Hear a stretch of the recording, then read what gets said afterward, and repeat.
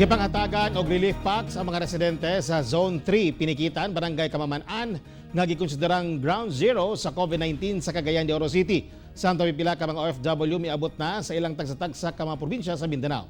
Dugang detalye atong ibalik si Cyril Chavez. Tungod kay mas sugot ang ginapatumang quarantine sa sitio Pinikitan sa Barangay Kamaman-an sa Cagayan de Oro City, sanglit ikonsidera ang maong lugar nga ground zero sa COVID-19. Gitunulan sila og mga relief goods nga kayang mulungtad hantod siyam ka adlaw.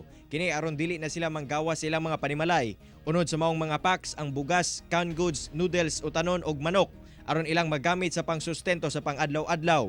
Mipasalig sa bang otoridad ngadto sa mga Cagayanon nga hugot ang ilang pagbantay sa mga residente nga dili makagawas-gawas basta-basta. Kini aron malikayan ang local transmission sa dakbayan. In order pa gyud nga ma-contain sila nga dili maglakaw-lakaw, ato na lang ato na lang dayong naghatag ta og relief goods na sa ilaha. Samtang miabot na ang kapin 30 ka mga Cagayanon nga mga OFW subay sa balik probinsya program sa panggamhanan. Among mga OFW gikan sa Kauluhan, Manila og ipailuwom sa 14-day mandatory quarantine. Aron masiguro nga luwas sila sa COVID-19, una sila tugutan nga makauli sila mga panimalay.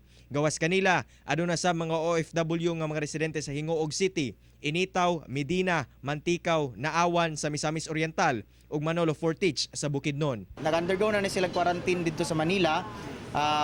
Nag-test na po ni sila sa rapid test kits, nag-negative na ni sila. Samtang sa Zamboanga City, sakay sa barko, miabot sa dakbayan ang 18 ka mga OFW nga na-stranded sa Manila tungod sa enhanced community quarantine.